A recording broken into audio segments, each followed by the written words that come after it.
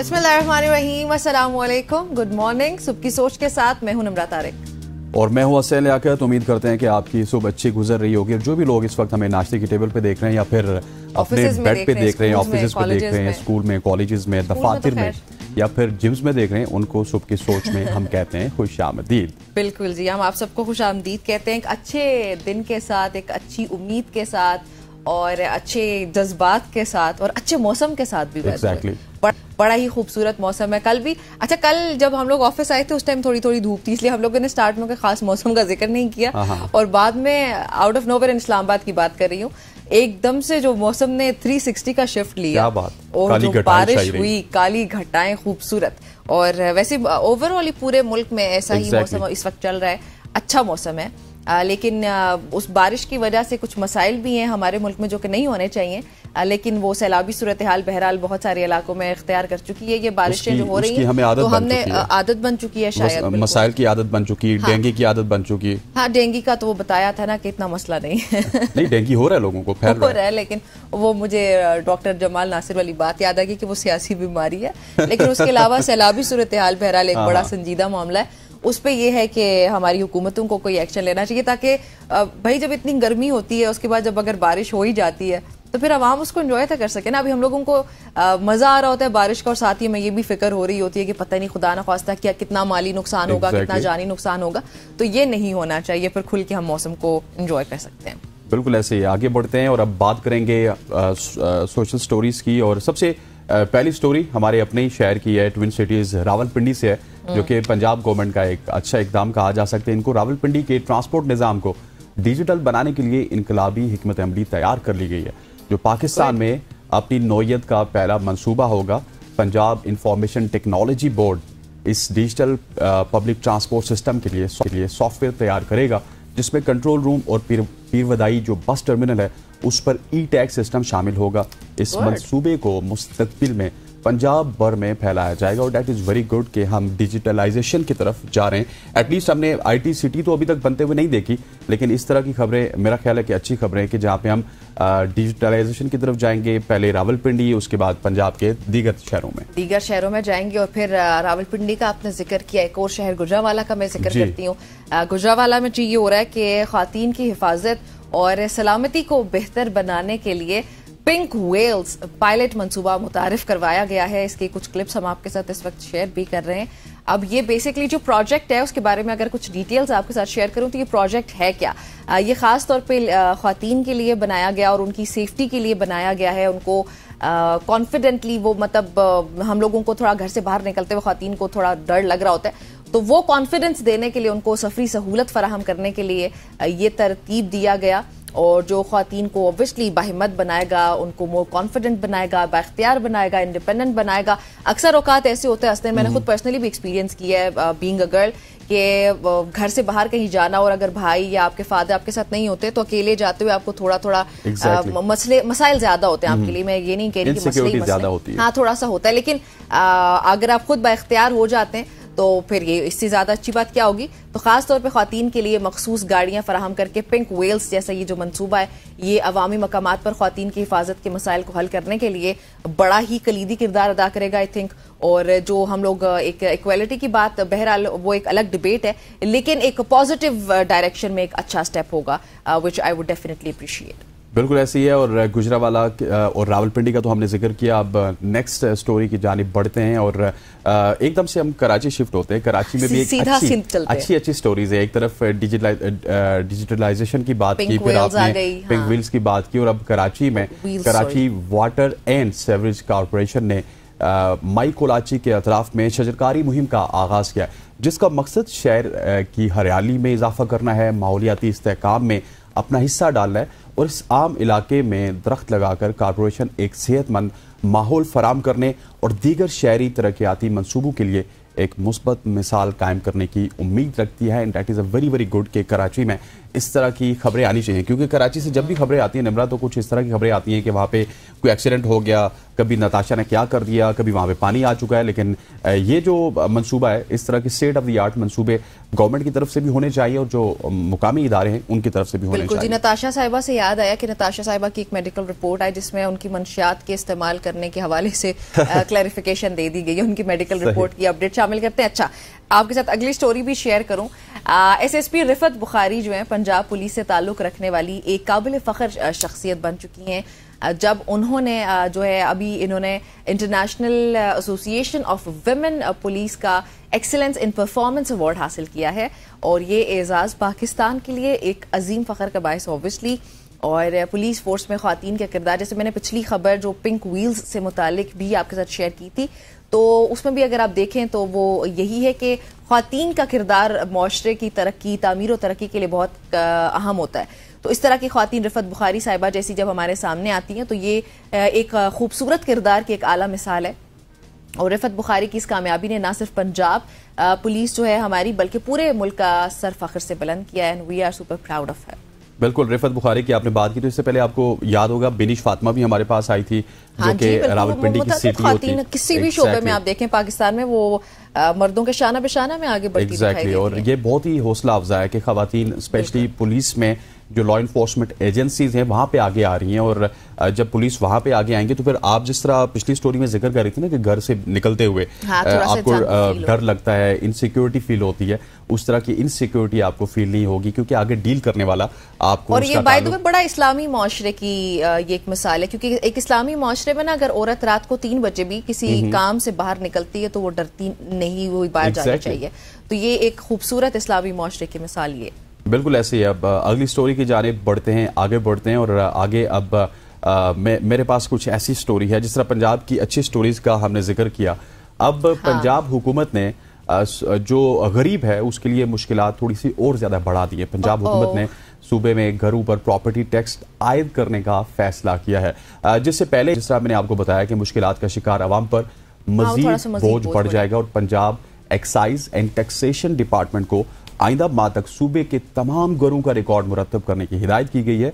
और ये टैक्स 5 मरले या उससे बड़े घरों पर लागू होगा और इसकी शरह जायदाद की कदर के हिसाब से मुख्तलिफ हो सकती है। That is I think so एक एक्स्ट्रा बोझ आप आवाम पे डाल रहे हैं इस सिचुएशन में। देखिए, सिचुएशन जब अच्छी हो ना, हालात जब अच्छे हों, इन्फ्लेशन जब आपकी कंट्रोल में हो, गवर्नमेंट बहुत सारी चीजें ऑफर कर रही हो आपके टैक्सेस की मद में, तो फिर तो ये ठीक है। लेकिन हम टैक्स तो देते जा रहे हैं, लेकिन गवर्नमेंट क्या ऑफर कर रही है उसके ऊपर बहुत सारे बड़े बड़े सवालिया निशान हैं। सो ये एक मैं समझता हूँ कि इस तरह की जो स्कीम्स हैं ये काफी ज्यादा तंग करेंगे थोड़ा सा आवाम के लिए, इनको मुश्किल। अच्छा, जहाँ पे आपने इस मुश्किल का जिक्र किया कि पाकिस्तान में तो चले मसाइल है ही हैं और हमारी ज्यादातर आबादी मुसलमान आबादी है।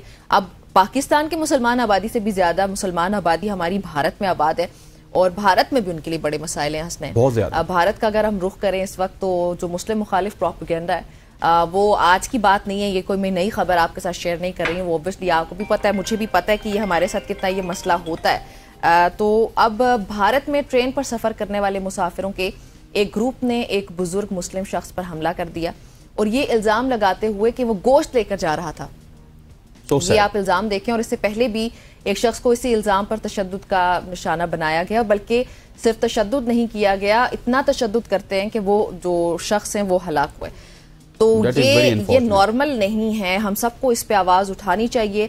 शायद हम लोग पूरी दुनिया, खासतौर पे मुसलमान दुनिया, इन तमाम तर मामलात पे ये जो तशद्दुद के वाक़यात इन पे शायद हम खामोश हैं, इसी वजह से उनको इतना हौसला मिलता है। बिल्कुल और वो उसके बाद डरते नहीं है, एक के बाद एक सानिया हमारे सामने आता बिल्कुल है। ऐसे। तो प्लीज ये सोशल मीडिया पे अगर आप शेयर कर सकते हैं तो ये वाक़यात जरूर शेयर किया करें। ये जो स्टोरीज हैं ये यकीनी तौर पर बहुत ही अजीब गरीब सी स्टोरीज हैं। एक तरफ भारत अपने आप को दुनिया की सबसे बड़ी डेमोक्रेसी कहता है और इतनी बड़ी डेमोक्रेसी होने के बावजूद भी वो मुसलमानों के खिलाफ इस तरह की बातें करते हैं और मुसलमानों के खिलाफ जो उनकी नफरत है वो दिन ब दिन बढ़ रही है। और खवातीन हज़रात यहाँ पर वक्त हुआ चाहता है एक शॉर्ट सी कमर्शियल ब्रेक का। ब्रेक से वापस आएंगे तो पाकिस्तान क्रिकेट की हवा करेंगे, जहां पर बांग्लादेश के खिलाफ पाकिस्तान की टीम हमें स्ट्रगल करती हुई नजर आ रही है। स्टे विद अस।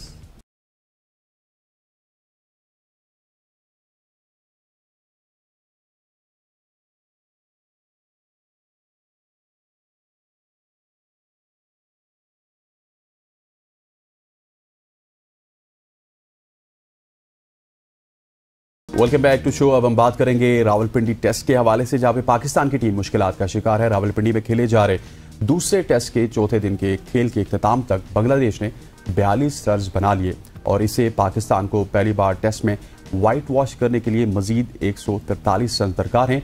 दूसरे टेस्ट के चौथे दिन मौसम अबरआलूद होने के सबब मैच रोक दिया गया। इससे कबल पाकिस्तान की बैटिंग लाइन दूसरी इनिंग्स में बुरी तरह से नाकाम रही और पूरी टीम 172 रन बनाकर आउट हुई।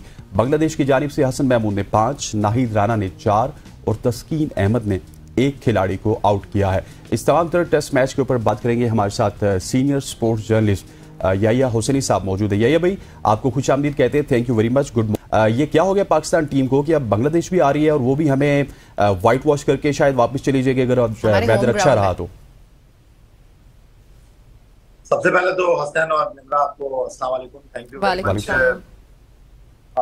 देखिए, बात दरअसल ये है कि किस्मत भी जो है ना वो बहादुरों के साथ खड़ी होती है। अब इसका मतलब ये नहीं है कि हमारी टीम बहादुर नहीं रही, लेकिन मसाइल ऐसा लगता है कि हमारी टीम के इस वक्त बहुत ज्यादा हो गए हैं और इन मसाइल की वजह से हमारी टीम जो है वो डिलीवर कर नहीं पा रही है। पाकिस्तान टीम जो है इस वक्त एक ऐसी अंधी खाई में गिरती जा रही है जहां से निकलने के लिए उसको खुद अपने बाजुओं पर भरोसा करना पड़ेगा, गैर मयारी कारकर्दगी से जान छुड़ाना होगी। लेकिन ऐसा लगता है कि हमारे खिलाड़ी जो हैं इस वक्त जहनी तनाव का, दबाव का शिकार हैं, क्लैरिटी नहीं है क्रिकेट बोर्ड के पास, और ये वो सारी चीजें हैं जिसकी वजह से आपको इस तरह के नताइज का सामना है। So, अगर बारिश मेरे ख्याल में कुछ ना कुछ रोल प्ले करेगी नहीं, और पाकिस्तान की जो टीम के इस वक्त मसाइल हैं, आपने आगाज में उनका जिक्र किया है याहिया भाई, तो ये आपको क्या लगता है कि हमारी बैटर्स ने कोई अच्छा परफॉर्म बिल्कुल भी नहीं किया? क्या वजह है कि हमारी बैटिंग लाइन एक बार फिर से हमें डिसअपॉइंट करके बैठी है आज? बस निम्रा, ऐसी धक्के पे चल रहे हैं हम लोग। अगर परफॉर्मेंस ना हो तो हम दुआ पे चले जाते हैं। अपनी तरफ से हम दवा करने की कोई कोशिश कर नहीं रहे हैं। हाँ। मुनासिब खिलाड़ियों को हम मुंतखब कर नहीं पा रहे हैं। वो खिलाड़ी जो कारकर्दगी का मुजाहरा कर नहीं पा रहे हैं उनसे हम जान छुड़ाने के लिए तैयार नहीं हैं। सर्जरी के नाम पर हम आगे बढ़ते हैं और जब सर्जरी की बारी आती है तो फिर हम कह देते हैं कि नहीं जी, हमारे पास तो वो टूल्स ही नहीं है जिसकी वजह से हम सर्जरी करें। तो जब मर्ज खराब हो जाता है और आप उसकी तीमारदारी नहीं करते तो फिर जो है ना वो आपके लिए मसाइल का सबब बन जाता है, जिस तरह इस वक्त हमारी अपनी टीम बनी। अच्छा याहिया भाई, आपने तमाम तर मसाइल का जिक्र किया, लेकिन मुझे प्रिसाइसली बताइएगा कि क्या वजह है आपकी जो ओपनिंग है वो फेल होती हुई नजर आ रही है हमें, और स्पेशली मिडिल ऑर्डर पाकिस्तान का बिल्कुल भी काम नहीं कर रहा। इसकी क्या वजह है? अपनी पिचेस हैं लेकिन उसके बावजूद भी, कंडीशन साजगार होने के बावजूद भी हमारा middle order at time perform करते हुए नजर नहीं आता। असन कहां तक सुनेंगे और कहां तक मैं आपको सुनाऊं? ओपनिंग आपकी नहीं चल रही, मिडिल ऑर्डर आपका नहीं चल रहा, स्पिनर आपके पास है नहीं, फास्ट बॉलर आपके जो है वो थक चुके हैं। जिन फास्ट बॉलर के ऊपर आप बैंक कर रहे थे वो आपकी टीम का पार्ट नहीं है।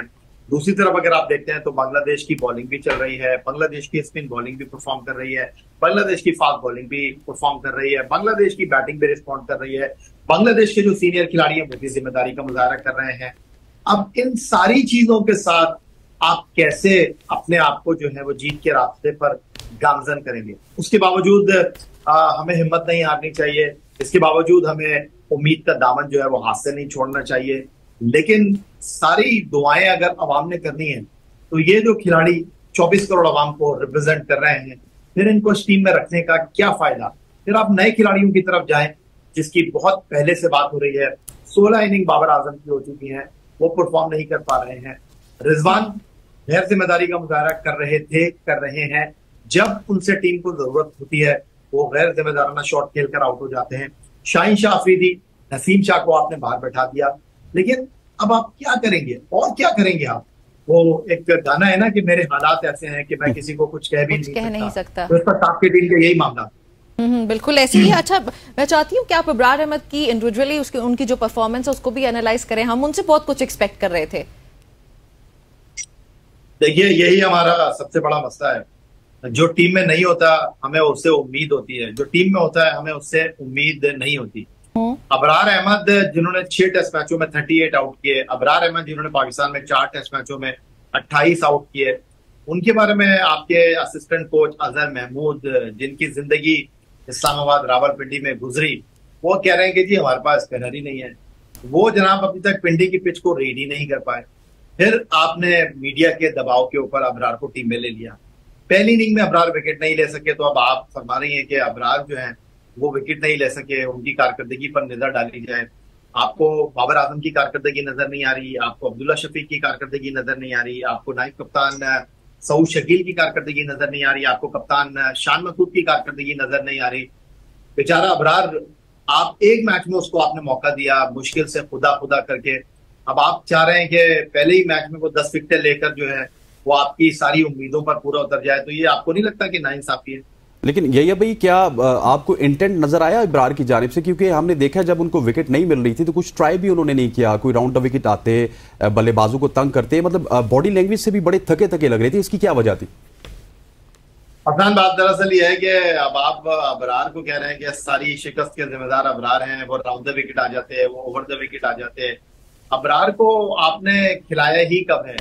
आपने अबरार का एतमाद ही मुतज़्ज़ल कर दिया है। अब आप एक इनिंग के ऊपर अबरार को जज कर रहे हैं, तो आपके ख्याल में क्या ये मुनासिब रहेगा? आपको लगता है क्या ये जो है वो मुनासिब गुफ्तगू आप कर रहे हैं कि जी अबरार जो है वो पहली इनिंग में आउट क्यों नहीं कर सके?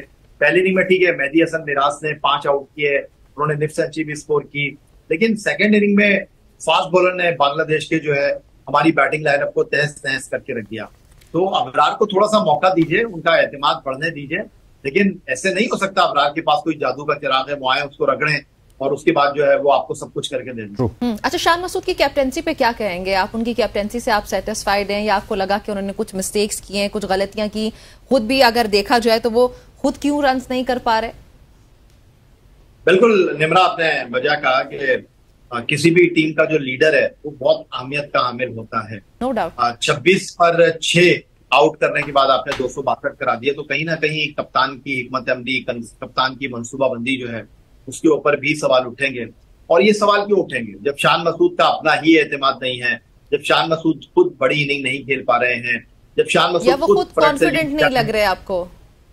एब्सोल्युटली, जब शान मसूद खुद फ्रंट से लीड नहीं कर पा रहे हैं, तो वो कहते हैं ना कि आपका जो एक्शन है वो हर चीज को बयान करता है। तो शान मसूद जो है खुद दबाव का शिकार है, एक ऐसा कप्तान जो पहले 4 टेस्ट मैच बतौर कप्तान हार गया है, जीत की तलाश में सरगर्दा है।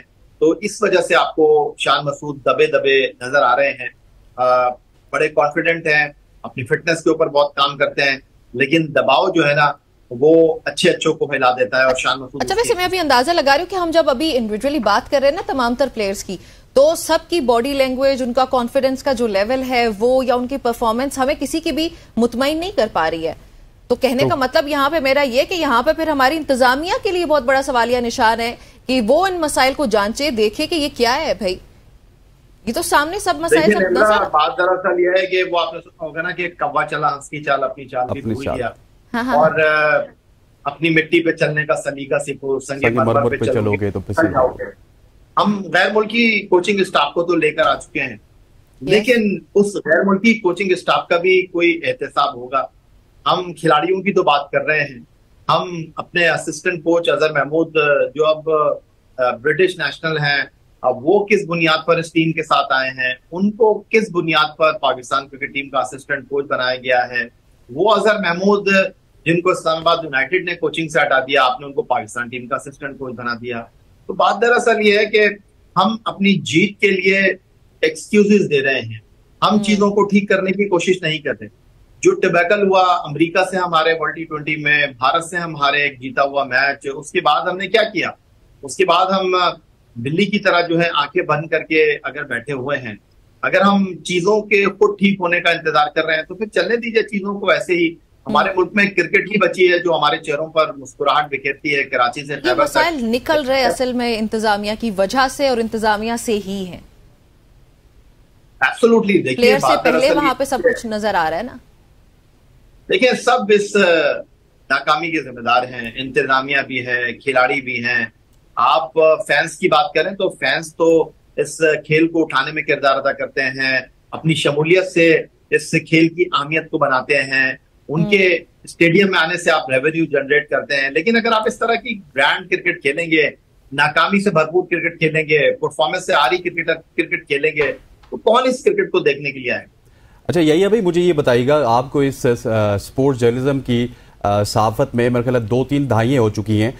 हर टीम अपनी होम एडवांटेज पे उसको जो है टेस्ट क्रिकेट में होम एडवांटेज होता है, लेकिन क्या आप एक्सप्लेन करेंगे कि हमारा होम एडवांटेज क्या है? हमने तो ऑस्ट्रेलिया से क्यूरेटर बुला के यहाँ पे तमाम तर पिचेस का नक्शा चेंज कर दिया, हमें पता ही नहीं कि हमारा होम एडवांटेज क्या है। हमारी पिचेस तो बड़ी जबरदस्त होती थी बैटर्स के लिए। देखिए हसनैन, बात दरअसल ये है कि ठीक है, बांग्लादेश की टीम ने अच्छा परफॉर्म किया है, वो आपको आपके घर में आकर शिकस्त देकर जा रहे हैं। देखिए क्रिकेट बहुत ज्यादा हो गई है, अब इस बात की कोई अहमियत नहीं है कि कौन सी टीम जीत रही है, कौन सी टीम हार रही है, लेकिन अगर आप लड़कर हारेंगे ना तो कोई बुरा नहीं मानेगा। अभी वर्ल्ड T20 इंडिया की टीम जीती, लेकिन वो श्रीलंका में जो है वो वनडे सीरीज हार गए। तो खेल में ये सारी चीजें होती हैं, लेकिन बांग्लादेश से आप हार रहे हैं और इतना कन्विंसिंगली बांग्लादेश आपको शिकस्त दे रही है। अगर आप बांग्लादेश में जाकर हारते तो कुछ समझ आता कि उनकी कंडीशन थी, उन्होंने अपनी मर्जी से जो है वो चीजों को बनाया, लेकिन यहाँ पर तो आप अपने घर में बांग्लादेश को हैंडल नहीं कर पा रहे हैं। एक ऐसी टीम जो कि पाकिस्तान के दौरे पर आने से पहले मुश्किलात से दो चार थी, जहां पर हंगामे हो रहे थे, उनकी वजीर आजम एहतजाज की वजह से अपने ओहदे से मुस्ताफी हो गई, उनके जो स्पिनर हैं शकीब उल हसन, उनके ऊपर कत्ल का पर्चा कटा हुआ था।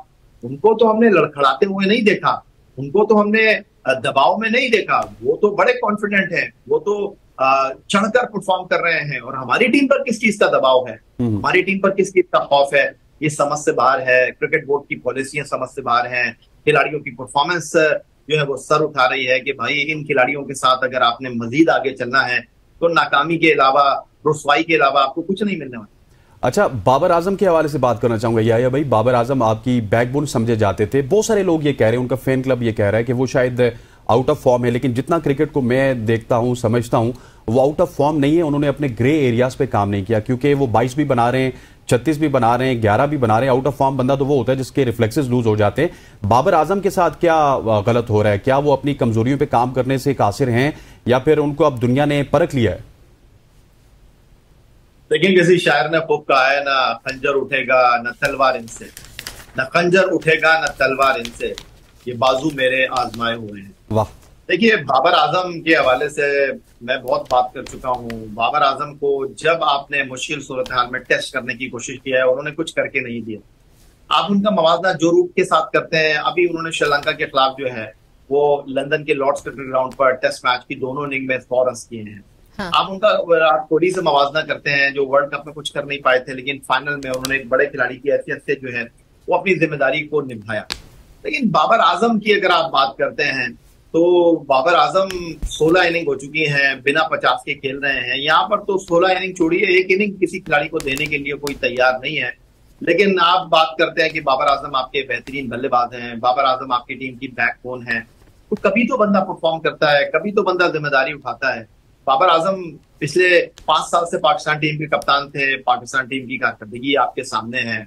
पहले तो हम बात करते थे कि बाबर आजम छोटी टीमों के खिलाफ रन कर रहे हैं, अब तो उनसे छोटी टीमों के खिलाफ भी रन नहीं हो रहे। तो अब ये सोचना पड़ेगा आपको, अगर आपने बाबर आजम, शाहीन आफरीदी, नसीम शाह, रिजवान के साथ ही खेलना है, आपने शाहीन को ड्रॉप किया, नसीम को आराम कराया, लेकिन रिजवान रन तो कर रहे हैं, लेकिन वो टीम के काम नहीं आ रहे। इन चीजों को देखने की जरूरत। अच्छा यहिया भाई, एक और चीज भी है कि शाहीन और नसीम के बाहर होने के बावजूद अगर हम बात करें तो हमारे जो डोमेस्टिक परफॉर्मर्स थे उन्होंने बड़ा ही अच्छा परफॉर्म किया। तो व्हाट डू यू थिंक कि बैटिंग लाइन में भी हमें जो है वो डोमेस्टिक के हमारे प्लेयर्स को कोई चांस देना चाहिए ताकि हमारी बैटिंग लाइन पे इंप्रूव कर सके? बिल्कुल ठीक कहा निम्रा आपने, जब तक आप किसी को मौका नहीं देंगे वो अपने आप को मनवाएगा कैसे, वो ये कैसे बताएगा कि जनाब मैं भी कुछ करने की अहलियत रखता हूँ। लेकिन बात दरअसल ये है कि आप मौका तो दीजिए ना किसी को। आपने जितने मौके बाबर, रिजवान, शाहीन, नसीम को दिए हैं, शादाब को दिए हैं, इतने मौके आप किसी और को भी देकर देख लीजिए, फिर आपका दूध का दूध और पानी का पानी हो जाएगा। अच्छा यही भाई, आखिरी सवाल करूंगा, 30 सेकंड में मुझे जवाब चाहिए कि ये मेंटोर जो लगाए गए हैं जिनको 50-50 लाख रुपया दिया जाएगा, उसके ऊपर एहतजाज भी हमें अहमद शहजाद की जानिब से देखने को मिला। इसको कुछ आगे बढ़ता हुआ आप देख रहे हैं, इससे कोई टैलेंट सामने आता हुआ आपको नजर आ रहा है? देखिए वकार यूनुस, मिसबाउल हक, सकलैन मुश्ताक, उन्होंने हाईएस्ट लेवल पर पाकिस्तान के लिए काम किया। उन्होंने क्या डिलीवरी दी ये मुझे आपको बताने की जरूरत नहीं है, आप भी खुद क्रिकेट से, खेलों से आश्ना हैं, बाजी को जानते हैं। तो बस हम दुआ ही कर सकते हैं और कई बार ये लोग आए हैं, कई बार इन लोगों को आजमाया गया है, एक बार और चलें जी, बहुत बहुत शुक्रिया, थैंक यू वेरी मच साहब आपका मैं ज्वाइन करने के लिए। सो कंक्लूड करूंगी मैं इसको हसनैन इस तरह के हमारी जैसे ना मुल्क की मईशत या हमारा मुल्क ओवरऑल मजीद एक्सपेरिमेंट्स का मुतहम्मिल नहीं है। क्रिकेट भी जो हमारी है ना, क्रिकेट पाकिस्तान क्रिकेट बोर्ड जो ओवरऑल ये खेल अब मजीद एक्सपेरिमेंट्स का मुतहम्मिल नहीं हो सकता, तो एक्सपेरिमेंट्स को बंद कर देना चाहिए। खैर यहाँ पे हम शामिल करने लगे एक ब्रेक, आपने हमारे साथ रहना।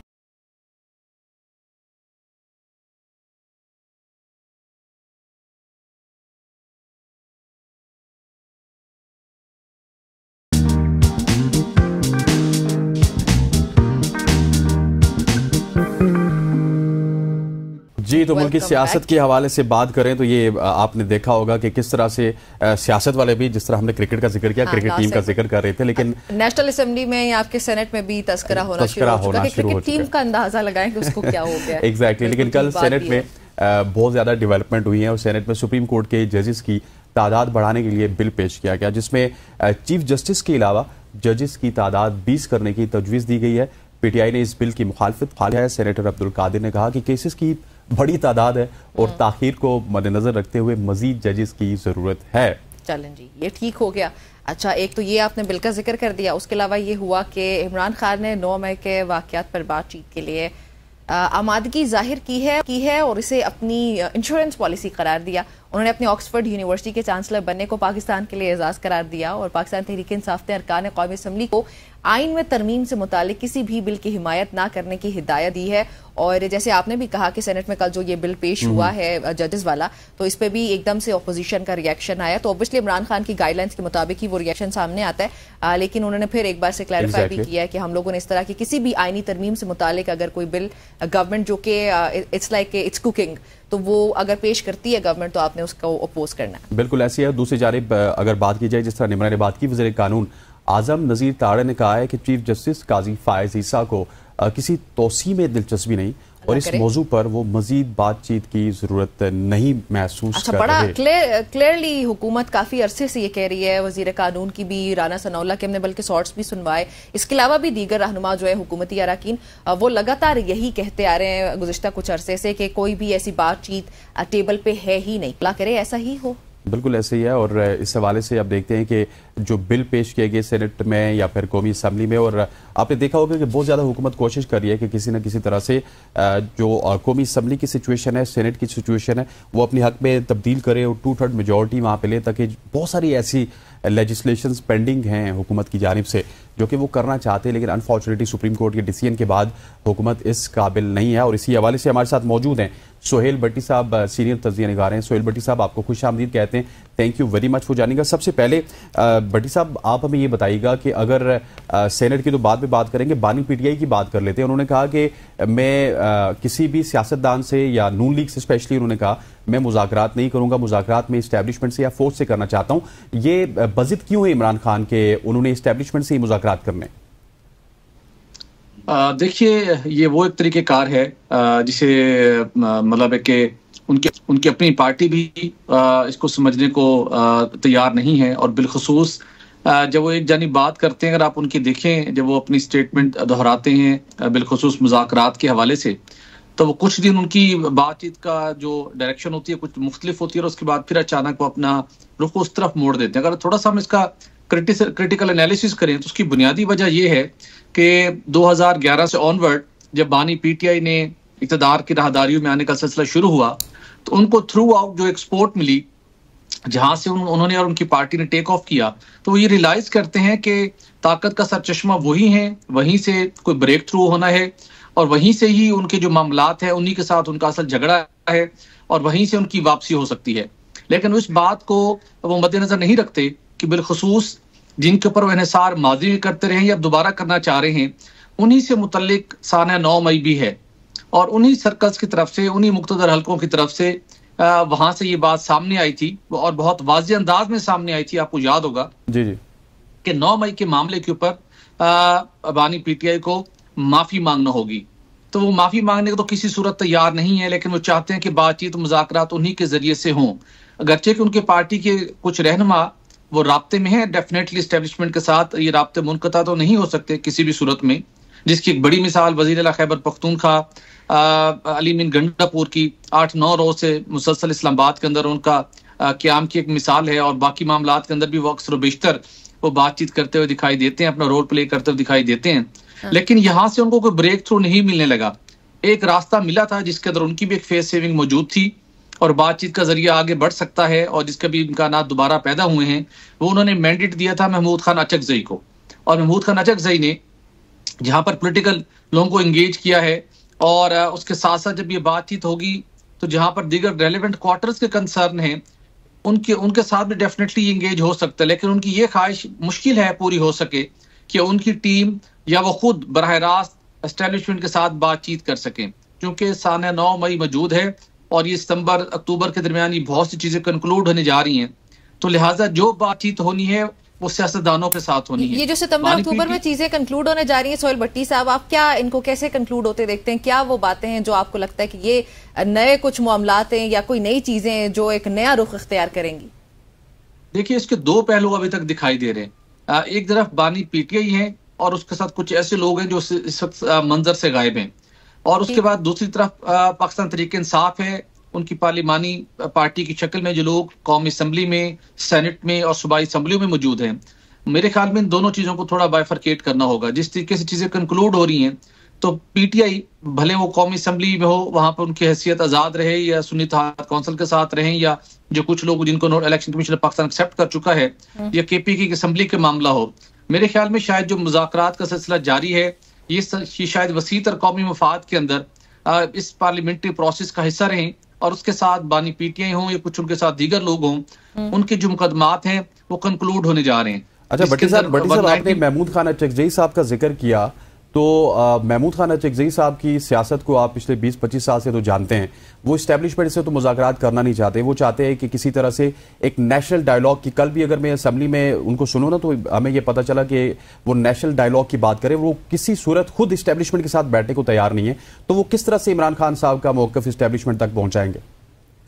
देखिए, ये बात मैंने शुरू में भी की, जब उन्होंने खुद ये मैंडेट दिया था महमूद खान अचकजई को, तो उस वक्त सबके लिए सरप्राइजिंग था, हमारे लिए भी सरप्राइजिंग था कि वो माजी के अंदर किस किस्म का लबो लहजा इख्तियार करते थे महमूद खान अचकजई से मुतल्लिक। लेकिन उससे ज्यादा हार्ड स्टैंड उनका मौलाना फजल रहमान से मुतल्लिक था। उनकी पार्टी उनके पास भी चल गई थी, लेकिन महमूद खान अचकजई को टास्क देने का एक इशारा वाज़े यही था कि वो जाके अल्टीमेटली उन लोगों से बातचीत करें जिनके साथ खान साहब और उनकी पार्टी बातचीत करने को इसलिए तैयार नहीं है कि सोशल मीडिया का जो उनके ऊपर प्रेशर है, जो उनके फॉलोअर्स का प्रेशर है, जिनकी उन्होंने एक जहन साजी की है, जो किसी सूरत ये बात एक्सेप्ट करने को तैयार नहीं है कि पीटीआई बतौर जमात, ये बानी पीटीआई के कुछ लोग वो पॉलिटिशियन के साथ बैठ के बात करें, वो नून लीग के रहनुमाओं के साथ बैठ के बात करें, वो पीपल्स पार्टी के रहनुमाओं के साथ बैठ के बात करें, तो उनके जो फॉलोअर्स हैं, जिस तरीके से उनकी जहन साजी की गई है, जिस तरह से एक इन्वायरमेंट बनाया गया है, वो एक्सेप्ट नहीं करते।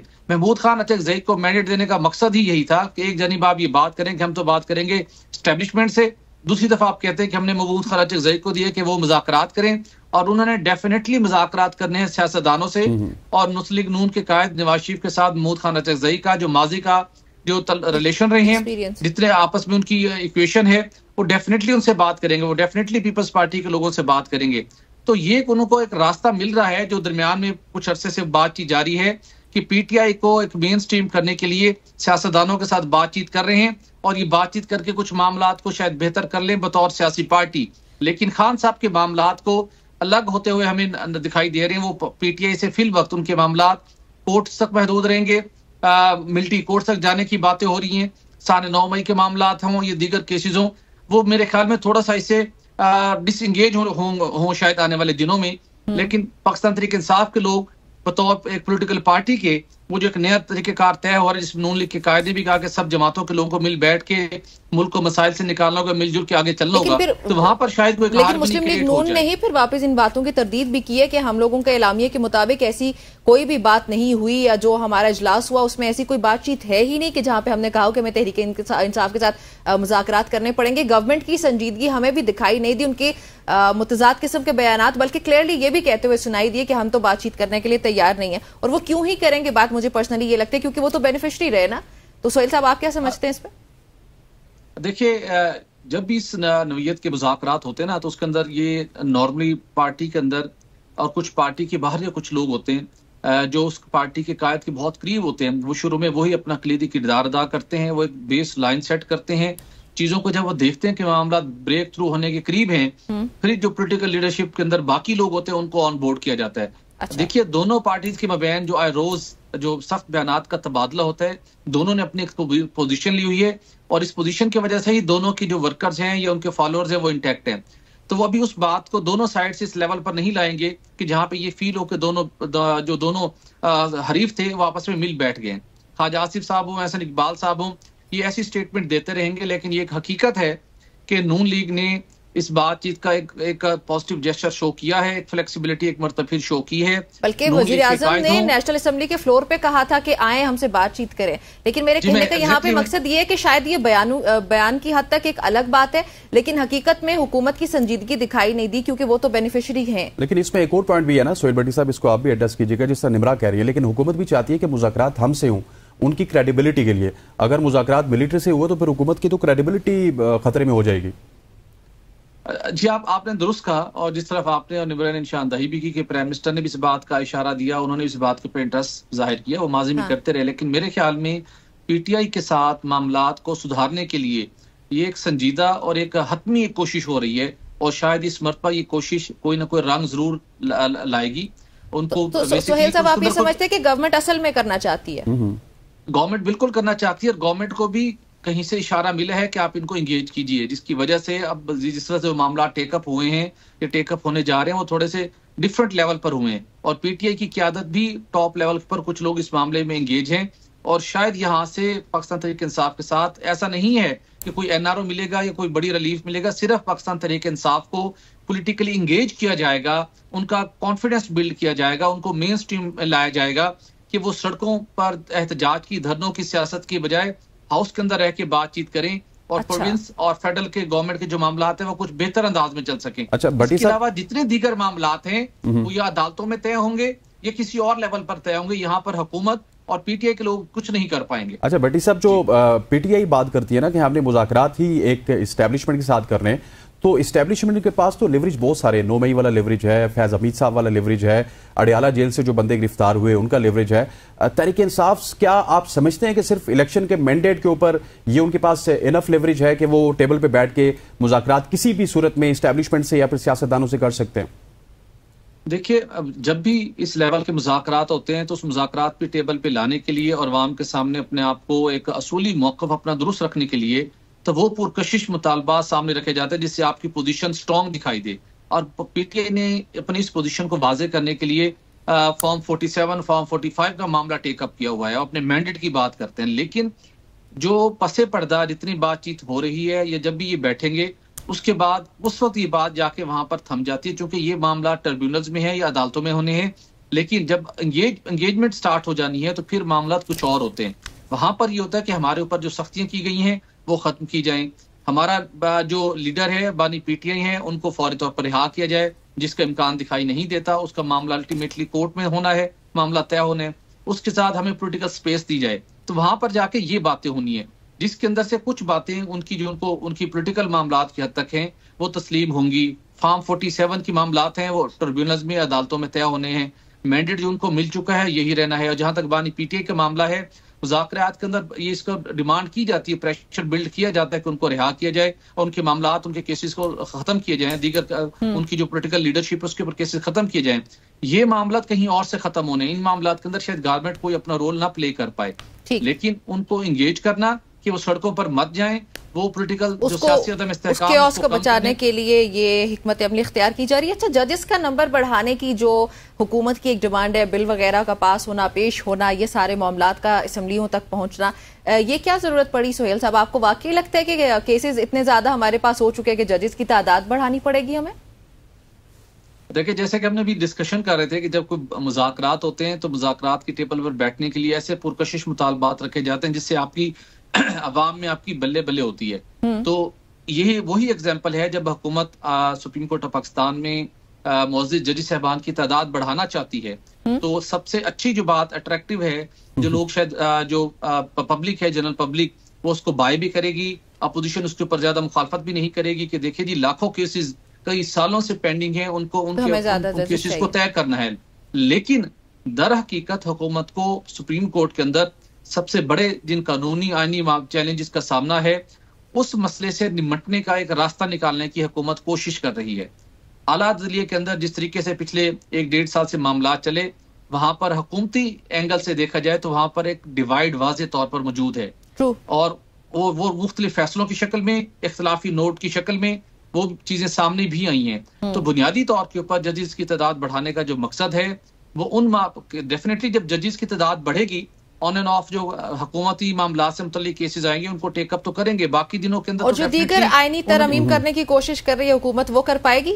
उम्र जजेस की बढ़ा देना, टेन्योर बढ़ा देना, ये कर पाएगी? और मेरा ख्याल है भट्टी साहब भी इशारा कर रहे हैं मंसूर अली शाह साहब की तरफ कि उनको भी किसी तरह से जो है ना वो कंट्रोल करने की कोशिश करेगी जजेस बढ़ा के गवर्नमेंट। देखिए मेरा हुकूमत जो आईनी तरमीम का मामला है, अगरचे आज के दिन तक तो उनके पास 2/3 अक्सरियत नहीं है, लेकिन ये 2/3 अक्सरियत पूरा करने के लिए कोई ज्यादा नंबर का शॉर्टफॉल भी नहीं है। हुकूमत की अव्वलीन और शदीद ख्वाहिश है, अगरचे कि अभी तक उसको अपनी ख्वाहिश को उस तरीके से नहीं सामने ला सके। मौलाना फजल रहमान को ऑन बोर्ड किया गया है, उसके साथ साथ हुकूमत ने अपनी नजरें उन 41 अरकान पर भी जमाई हुई हैं जिनका पाकिस्तान तहरीक इंसाफ के साथ ताल्लुक है, लेकिन उनकी हैसियत आजाद उम्मीदवारों की है और हुकूमत राइट लेफ्ट अपना होमवर्क करके बैठी हुई है।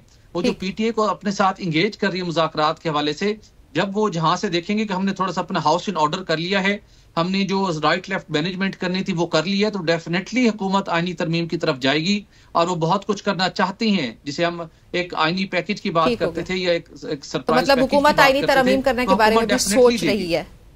जी ठीक हो गया। अच्छा, एक्सटेंशन लेंगे काजी फैज ईसा साहब? क्विकली देखिए, वो अपने दो टोक अंदाज में तो वो इस बात की तरदीद बहुत जल्दी सवाल का जवाब दीजिएगा। वो कह चुके हैं कि मैं नहीं लूंगा। ठीक हो गया बेटी साहब, अब देखते हैं कि वो जो कह रहे हैं वो उसी तरह करें या नहीं। बहुत बहुत शुक्रिया कमर के लिए। हमें कहा जा रहा है यहाँ पे सोहेल भट्टी साहब हमारे साथ मौजूद है। खवातीन औजात यहाँ पर एक ब्रेक का वक्त हो जाता है। स्टे विद अस।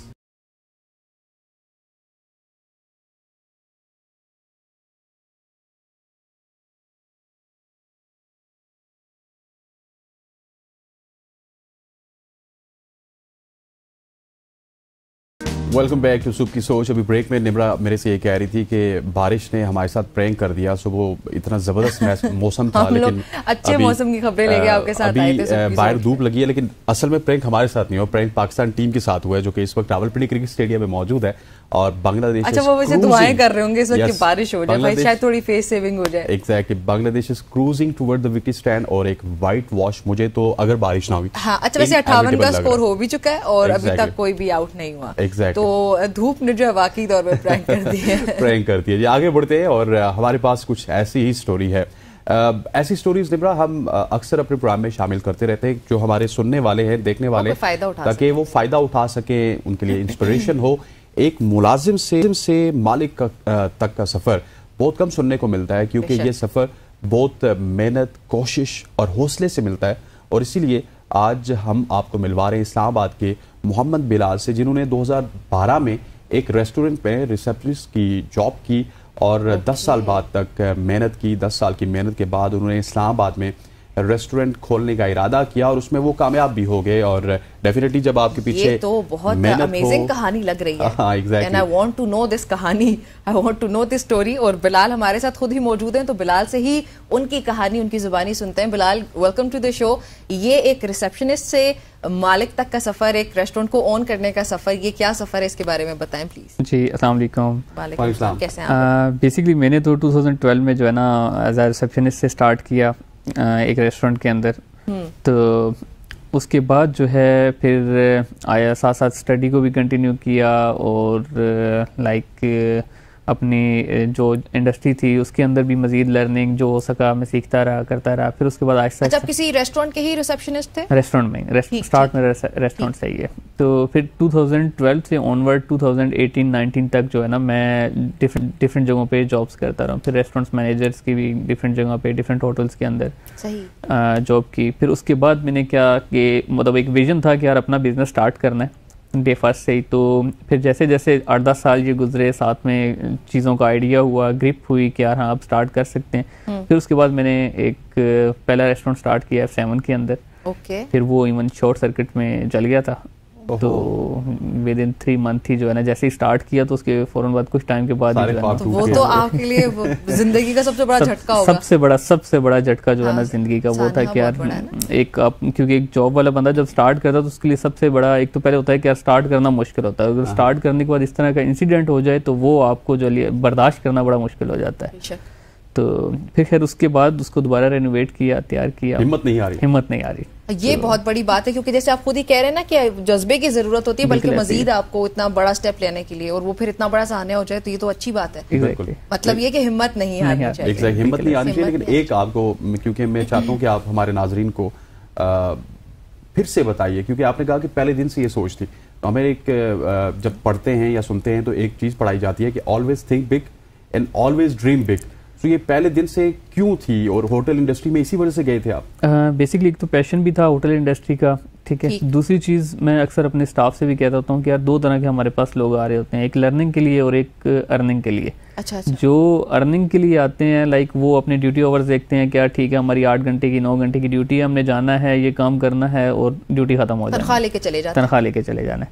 और दूसरे आते हैं लर्निंग वाले, जो सीखने की गर्ज से आते हैं, तो वो ना टाइम देखते हैं, वो स्ट्रगल्स भी एक्स्ट्रा करते हैं। तो उसमें उनका क्या होता है कि वो लर्निंग भी कर रहे हैं साथ में और अर्निंग भी साथ में हो रही है, ठीक है। और वही लोग आगे सक्सेस होते हैं। हमारे आप कह लें कि मुल्क के अंदर एक सबसे बड़ा इशू यही है कि हर बंदा यही चाहता है कि मैं डे फर्स्ट को जाके किसी अच्छी जगह पे जाके बैठ जाऊँ, CEO लग जाऊँ, ठीक है, या किसी अच्छी सीट पे जाके बैठ जाऊँ। हालांकि ऐसा नहीं होता प्रैक्टिकल लाइफ में। आपको जितने भी आप एंटरप्रेन्योर देख लें, कोई भी जितने भी आप देखेंगे इंडस्ट्री में लोग, सारों ने कहीं ना कहीं जाके इन चीज़ों को फेस किया होता, स्ट्रगल की होती है, दिन रात एक किया होता है, तब जाके उनको इस चीज़ का रिगार्ड और रिवॉर्ड मिलते हैं। बड़ी बात कर दी वैसे इन्होंने, क्योंकि हमारे यहाँ ना जब लड़का यूनिवर्सिटी से निकलता है वो ये सोच रहा होता है कि मैं CEO बन जाऊं, CFO बन जाऊं, चीफ ऑपरेटिंग ऑफिसर बन जाऊं, एंकर बन जाऊं, बिल बन जाऊं, लेकिन that is a very very difficult process. मुश्किल। और जैसे आपकी इंडस्ट्री से मुतालिक ही सवाल पूछेंगे, अब कोई होटलिंग में आना चाहता है तो वो फॉर एग्जांपल आप अगर रिसेप्शनिस्ट थे तो आपकी जर्नी से मैं चाहती हूँ कि वो सबक हासिल करें।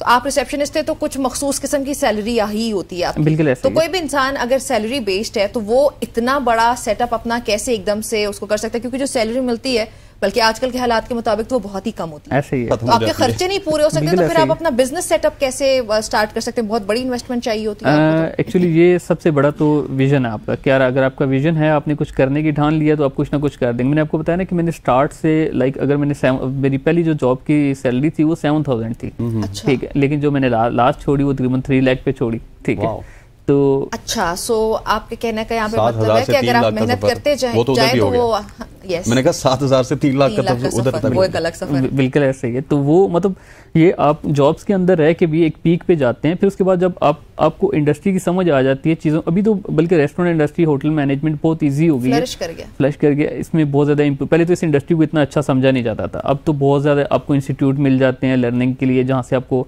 बहुत क्विक जो चीज़ हम लोग फॉर एग्जाम्पल 3-4 साल के अंदर सीखते थे वो आपको 1 ईयर में इतनी ज़्यादा लर्निंग दे देते हैं। तो अब तो बहुत ज़्यादा इंप्रूवमेंट हो गई है। फिर उसके बाद जब आप आ जाते हैं तो फिर आप अपने इर्द गिर्द अच्छे लोगों का इंतखाब करें, क्या 2-4 आपके ऐसे अच्छे लोग हों जिनके साथ आप जॉइंट में जाके स्टार्ट कर सकें। अच्छा, ये बड़ा खूबसूरत पॉइंट आपने दिया कि अगर कोई लड़का इस वक्त हमें देख रहा है, पर्टिकुलरली लड़के की मैं बात करूंगी, तो वो पार्टनरशिप के तौर पे स्टार्ट ले सकते हैं। बिल्कुल ऐसे। इवन बहुत दफा ऐसा भी होता है कि अगर आपकी खाली अपनी फील्ड के अंदर स्किल्स हैं, ठीक है, एक्सपर्टीज या सेविंग करने की भी आपके अंदर एक स्किल है, एग्जैक्टली। और दूसरा ये ना कि अगर आपको अपनी फील्ड इंडस्ट्री का नॉलेज है, आपके अंदर स्किल्स हैं, तो बहुत सारे आपको इन्वेस्टर्स भी मिल जाते हैं, ठीक है। जो कहेंगे कि हम इन्वेस्ट करते हैं, आप स्टार्ट करें, पार्टनरशिप पे आ जाएं। पहला प्रोजेक्ट तो सारों को ऑलमोस्ट इसी तरह स्टार्ट होता है, देन करते करते फिर आप अपने अलग सेपरेट बना लेते हैं। ये बहुत बड़ी बात कर रहे हैं कि आपकी एक्सपर्टीज होना बहुत लाजमी है। जब आपकी एक्सपर्टीज होंगी तो पैसा खुद आपको ढूंढने का, इन्वेस्टर खुद आपको ढूंढेगा। अल्लाह ताला रास्ते तो बनाता ही है ना, इंसान की नीयत हो कुछ करने की तो वो अल्लाह रास्ते खुद ब खुद ही बना देता है। अच्छा, लेकिन इसमें अब ये पार्टनर्स को ढूंढना या इन्वेस्टर्स को ढूंढना, खासतौर पे आजकल के दौर के मुताबिक, ये भी बड़ा मुश्किल है। तो क्या इसके अलावा क्या चैलेंजेस आपके सफर में आए और क्या चैलेंजेस जनरली सामने आ सकते हैं जो भी ये काम करना चाहे? एक्चुअली सबसे पहले तो ये होता है ना कि यार आपको कोई भी इंडस्ट्री में किसी भी फील्ड के अंदर है तो आपको उसके ऊपर ग्रिप होना बहुत ज़रूरी होती है, ठीक है। जब आपको इंडस्ट्री के अंदर ग्रिप है, आपको प्रोडक्ट नॉलेज है, आपको चीज़ सेल करना आती है, जैसे अब रेस्टोरेंट इंडस्ट्री लोग नॉर्मली इसको बड़ा इजी समझते हैं कि यार ठीक है यार कि सबसे इजी काम है स्टार्ट है, लेकिन ये एक्चुअल में ऐसा नहीं है। फुल टाइम जॉब आपको फुल टाइम देना पड़ता है रेस्टोरेंट्स के अंदर, क्योंकि आपको हर एक क्लाइंट का ख्याल करना पड़ता है। हर 10 मिनट के बाद अगर कोई नया क्लाइंट आ रहा है तो आपने उसके माइंड के अकॉर्डिंग उसको ट्रीट करना है, ठीक है। ये नहीं होता कि यार आप एक क्लाइंट को लेके चल रहे हैं या आपने कोई एक जैसे फॉर एग्जांपल शॉप है कि ओपन कर दी तो वो आ रहे हैं लोग और लेके जा रहे हैं। रेस्टोरेंट्स में आपने हर क्लाइंट का ख्याल करना होता है, तो इसमें सर्विसेज बहुत मैटर करती हैं। तो हॉस्पिटैलिटी इंडस्ट्री है। दूसरा अब ये डिपेंड कर रहा होता है कि यार कौन बंदा किस नियत के साथ चल रहा है, और इन्वेंट्री का भी ख्याल रखना होगा। एग्जैक्टली, बिल्कुल ऐसा ही है। अच्छा, आखिर में मुझे ये बताइएगा कि जो भी इस वक्त नौजवान सुन रहे हैं जो होटल इंडस्ट्री में आ रहे हैं, उनके लिए आपका क्या पैगाम? सबसे पहले तो मैं यही कहूँगा कि यार आपको इसकी नॉलेज होना बहुत ज़रूरी है। होटल मैनेजमेंट हो, रेस्टोरेंट से रिलेटेड हो, आपको इस चीज़ों के ऊपर अगर फॉर एग्जांपल फूड से रिलेटेड है तो फूड की आपको ग्रिप होनी चाहिए। कोई भी प्रोडक्ट आप स्टार्ट करें, इवन इटालियन को इटालियन की ग्रिप होनी चाहिए, चाइनीज़ का स्टार्ट करना चाह रहे हैं या फास्ट फूड का, तो आपको पहले प्रोडक्ट नॉलेज हो। देन जब आप इस चीज़ को सीखें पहले तो 3 साल लगाएं, प्रैक्टिकल करें। जब इन चीज़ों के ऊपर आपकी ग्रिप हो जाए देन आप स्टार्ट करें। चलें जी, बहुत शुक्रिया बिलाल आपका हमें ज्वाइन करने के लिए। बहुत अच्छा लगा आपसे बात करने के लिए। और बिलाल ने जो एक बात कही वो मुझे बहुत खूबसूरत लगी कि हर एक फील्ड में 2 तरह के लोग आते हैं, एक वो जो अर्निंग के लिए आते हैं और एक वो जो लर्निंग के लिए आते हैं। तो जो अर्निंग के लिए आते हैं वो सिर्फ अर्निंग करके वापस घर चले जाते हैं, जो लर्निंग के लिए आते हैं वो अगले रोज किसी और के रोजगार का भी जरिया बन जाते हैं, किसी और की अर्निंग का सोर्स बनते हैं। तो लर्निंग के लिए आया करें, अर्निंग के लिए ना आया करें। किसी भी इंडस्ट्री का अगर आप हिस्सा हैं तो यहाँ पे शामिल करने लगे जी। हम एक ब्रेक, आपने हमारे साथ रहना।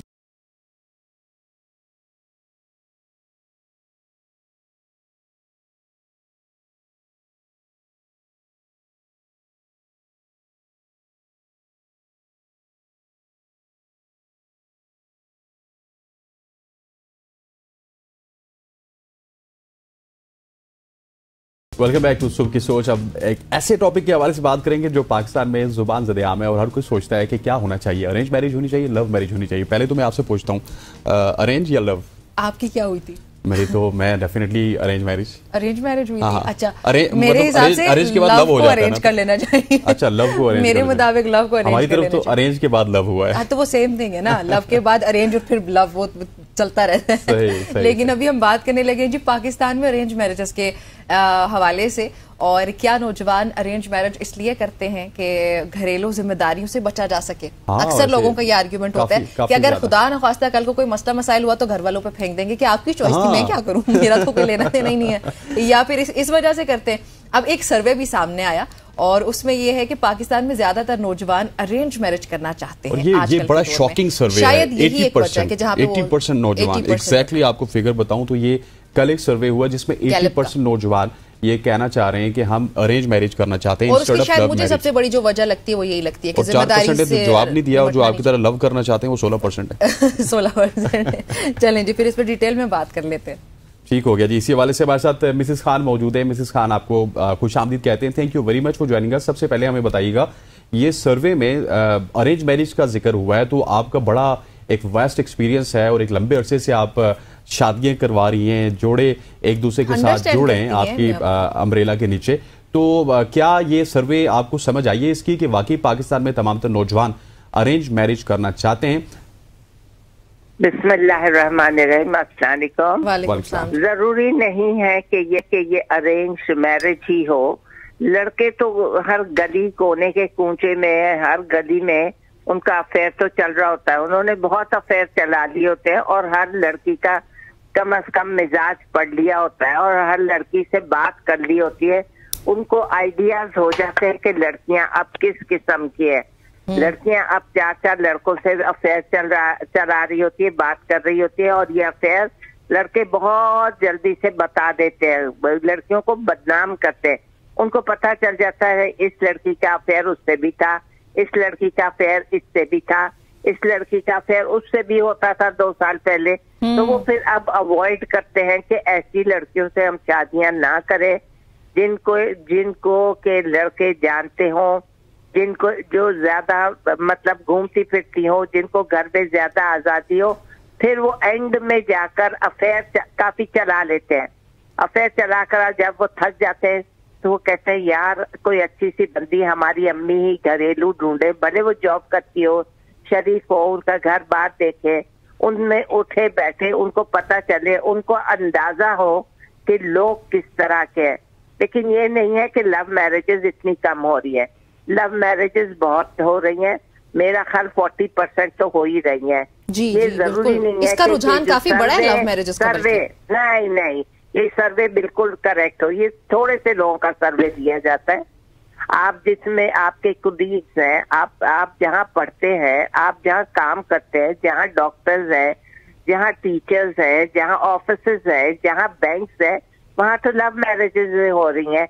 यहाँ आपके चैनल्स पे, हमारी समा पे जब मैं काम करती थी, 2 लड़कियों की और 2 लड़कों की उधर लव मैरिज हो गई थी और बहुत साफ तरीके से हुई थी। यहाँ तक के वो बात उड़ी भी नहीं थी, वो समझदार थे, वो पढ़े लिखे थे। उन दोनों को लड़कियां और लड़कों को आजकल पसंद आ जाते हैं, वो पेरेंट्स को तरीके से भेजते हैं।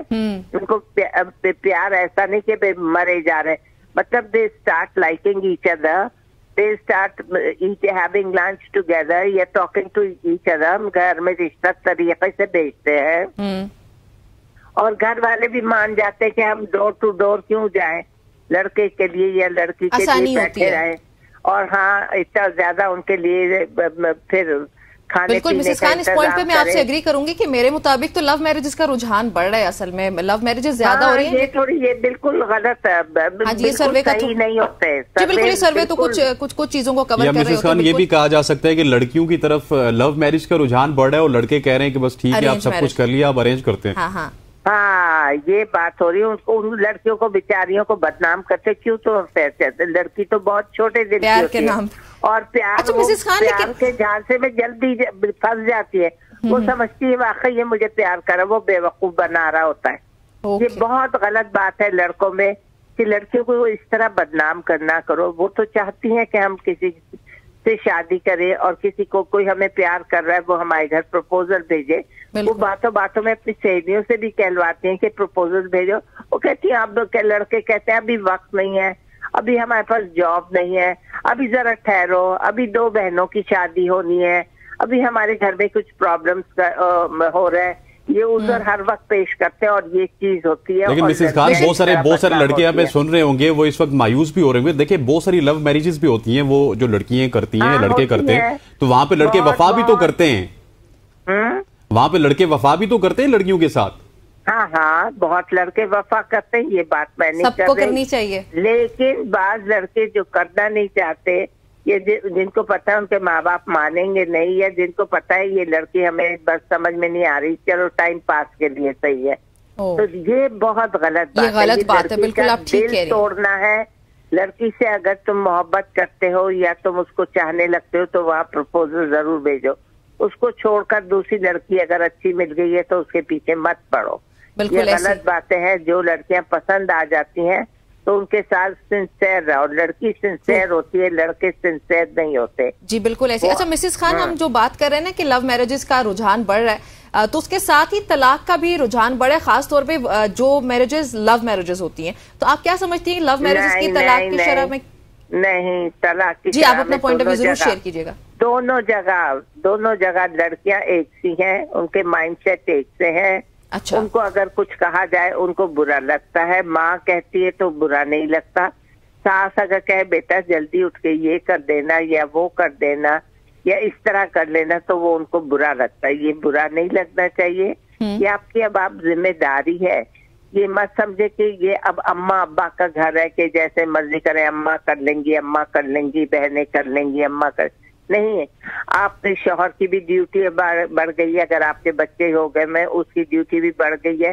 घर की जिम्मेदारी भी अब आप देंगी। घर की जिम्मेदारी नंदे तो चली जाती है, घर की जिम्मेदारी घर की औरत लेती है, यानी बहू लेती है जी। घर की जिम्मेदारी भावज लेती है, बहू लेती है। तो उसको जरा थोड़ा सा ज्यादा मैनेजेबल होना चाहिए, थोड़ा सा ज्यादा इंटेलिजेंट होना चाहिए। Intelligent, he should be a good manager of the house. उसकी माँ को राइट फ्रॉम द बिगनिंग, जैसे हमें कहा जाता था, अपने घर जाओगी तो देखा जाएगा, अभी तो तुम प्याज नहीं काटना चाहती, मुंह से हाथ से बुआएगी, और हकीकत में यही हुआ। लेकिन मिसेस खान, एक और फैक्टर की तरफ मैं आपका थोड़ा सा पॉइंट ऑफ व्यू चाहूंगा कि लव मैरिज में जिस तरह निम्रा ने बात की ना कि उसमें तलाक का रुझान बढ़ा है, उसकी रीजन भी है कि लव मैरिज में आपका पहले से एक दूसरे के साथ इंटरेक्शन होता है और आप वो बेचारी को तारे दिखा रहे होते हैं, तुम मेरी प्रिंसेस हो, तुम्हारे साथ ये होगा, इंटरनेशनल टूर्स होंगे। जब वो बेचारी जाती है तो पता चलता है तनख्वाही थोड़ी सी है, घर ही छोटा सा है, दाल ही खानी है, तो वहां पे जाके एक्सपेक्टेशंस भी तो टूट जाती हैं।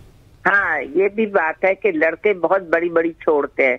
बड़ा हम हमारे घर में बहुत बड़ी छोड़ देते हैं, गाड़ी है, हाँ, दोस्तों की गाड़ियों के साथ अपनी तस्वीरें खिंचा खिंचा के ऐप्स के ऊपर डालते हैं, जब बड़ा बड़ा घर दिखाते हैं, उनसे ऊंची ऊंची बातें करते हैं। हम लोग तो ऐसे हैं वैसे हैं, हमारे घर में तो नौकर काम करते हैं, लड़कियां आराम से बैठती हैं सुकून से, उनसे इतना काम नहीं लिया जाता। और जब वो जाती हैं तो घर में उलट होता है।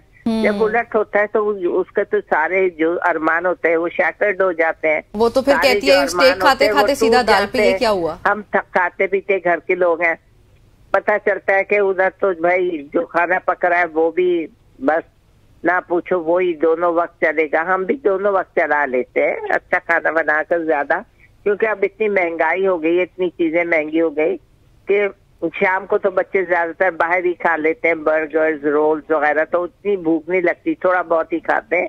तो हम लोग घर में 2 वक्त का खाना बना लेते हैं, 1 वक्त का बनाकर 2 वक्त चला लेते हैं।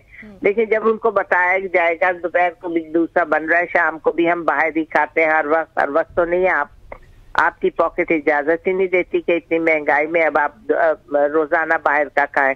जी बिल्कुल। तो ये है कि जब उनको इतने सुहाने ख्वाब दिखाए जाएंगे, अब तुम्हें न्यू ड्रेस बना देंगे, न्यू ड्रेस ईद में पहनोगी, शादी का ड्रेस ऐसा आएगा। जब देखती है अपनी शादी का ड्रेस, बाज दफा तो अपने साथ ले जाते हैं, आजकल तो ले जाते हैं, जहाँ नहीं लेकर जाते वहां पर तो ऐसा ड्रेस आता है कि लड़की का उसको देखकर ही मूड खराब वहीं से ही शुरू हो जाता है।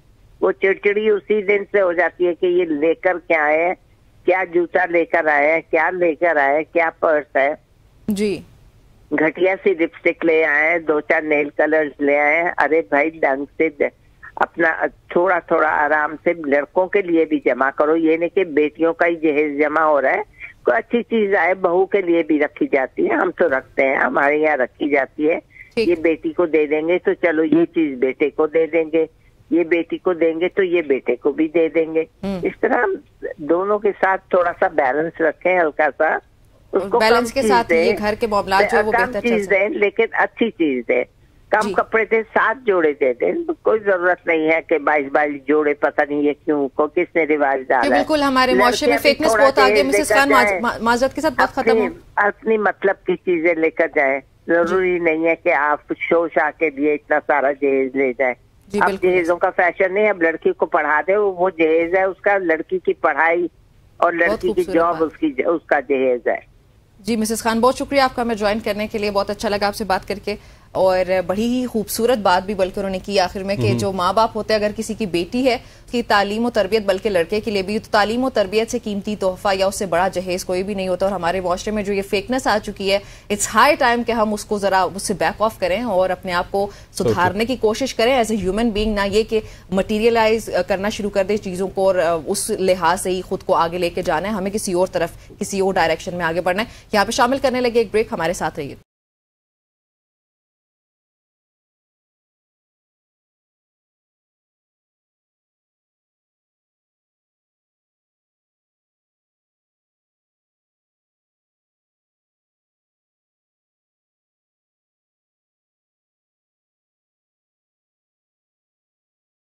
वेलकम बैक टू सुबह की सोच। अब हम बात करेंगे जल्दी अमराज के हवाले से और वहाँ पे कितनी ज़्यादा बीमारी होती है। पाकिस्तान में जल्द की बीमारियों और मसाइल का सामना बहुत सारे अफराद को है, जिनमें चेहरे के दाग हैं, दाने हैं और बढ़ती उम्र के साथ निशानात भी शामिल हैं।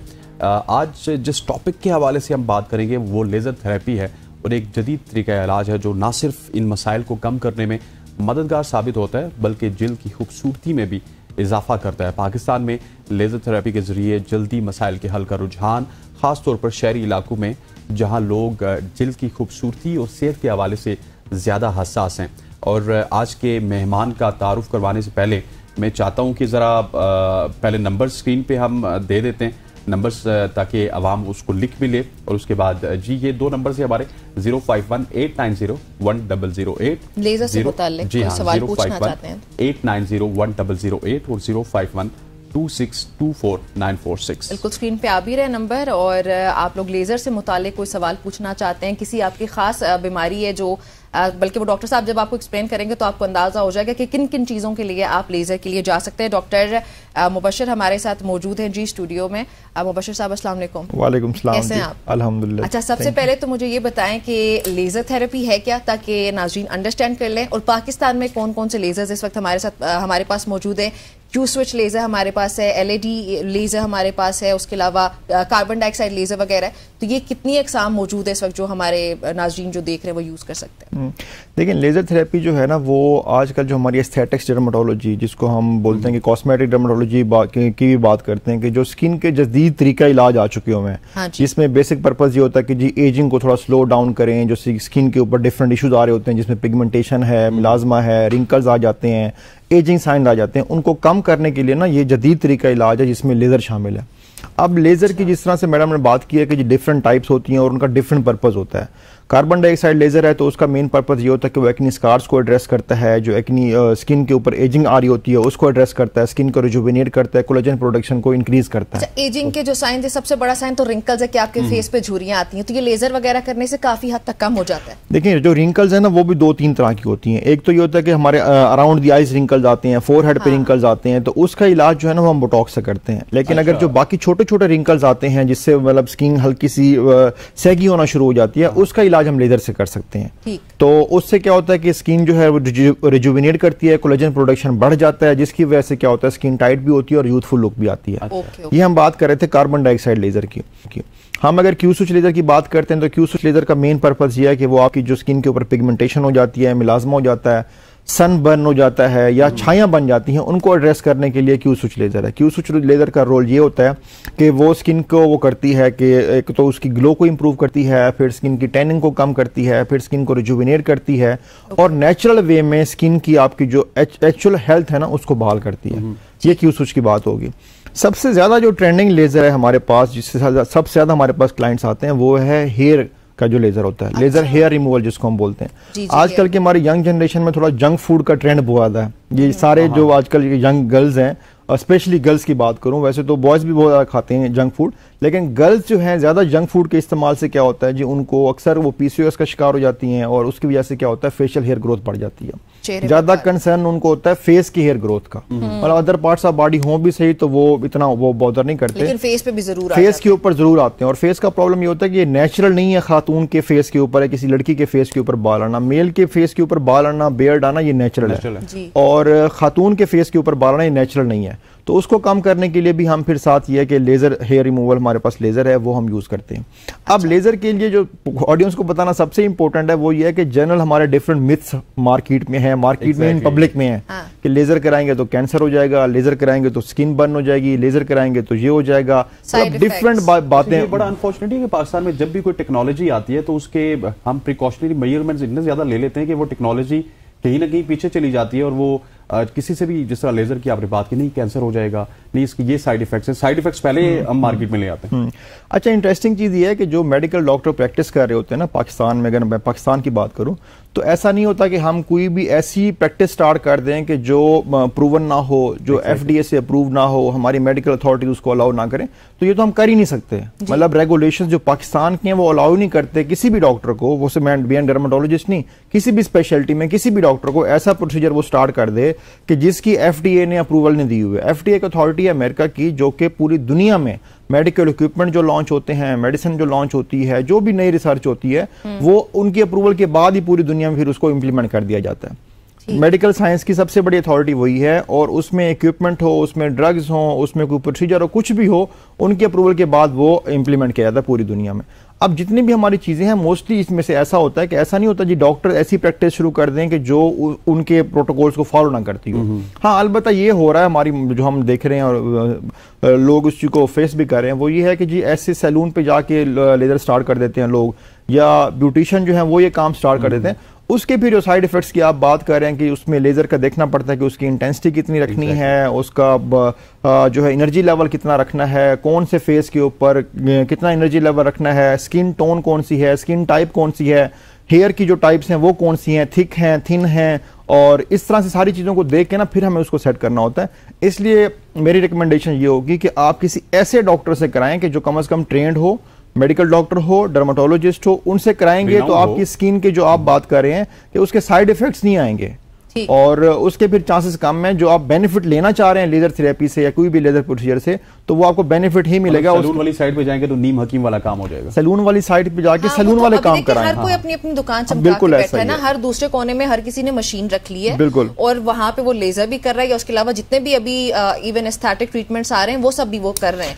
तो उसका मसला यही है कि अवाम जो होते हैं ना, सादे होते हैं, उनको उतना आइडिया नहीं होता। तो यहाँ पे अवाम को बड़ा अलर्ट रहने की जरूरत है। और ये जो फॉर एग्जांपल हम सेगमेंट में बात कर रहे हैं तो ये उनको गाइड करने के लिए कर रहे हैं कि देखा करें पहले डॉक्टर को कि आप किसके पास जा रहे हैं। अब इसमें जिस तरह आपने कहा कि अगर फॉर एग्जांपल डॉक्टर्स अगर बालों की कटिंग स्टार्ट कर दें तो they are not good at that. अगर वो ट्राई भी करेंगे तो उनको नहीं आते तरीका। इसी तरह से अगर सैलून हेयर स्टाइलिस्ट थोड़ी हैं जी कि वो इस तरह काम शुरू करें, या अगर डॉक्टर्स फीमेल लेडी डॉक्टर्स या मेल डॉक्टर्स ट्राई करें कि वो मेकअप कर लें तो दे कांट डू दैट। उनको तरीका नहीं आता, ना उनकी वो फील्ड है। उसके लिए मेकअप आर्टिस्ट है, मेकअप आर्टिस्ट हैं, उनके अपनी फील्ड है, उनकी अपनी ट्रेनिंग है, उनका अपना प्रोटोकॉल है। इसी तरह से जो ये हमारी मेडिकल साइंस है या फिर हम डर्माटोलॉजी की बात करें, ये डॉक्टर्स का काम है, तो डॉक्टर्स को ही करना चाहिए और डॉक्टर से ही कराएं। ताकि सवाल पैदा होता है फिर कि वो जो बार्बर शॉप पे या सैलून पे इस तरह की ट्रीटमेंट रखते हैं उसके ऊपर बड़ा सवाल या निशान होते हैं। इसको कोई लाइसेंस होना चाहिए, गवर्नमेंट की तरफ से कोई पूछ प्रतीत होनी चाहिए। मतलब it is a very dangerous कि एक बंदे का काम नहीं है वो ये काम कर रहा है। नाम है सब कुछ लेकिन इम्प्लीमेंट नहीं होता। ऐसे ही आप बिल्कुल ठीक कह रहे हैं, आपके सवाल का मैं जवाब देता हूँ। बात यह है कि जो बिल्कुल ऐसा ही है कि जो लाइसेंस होना चाहिए और लाइसेंस है।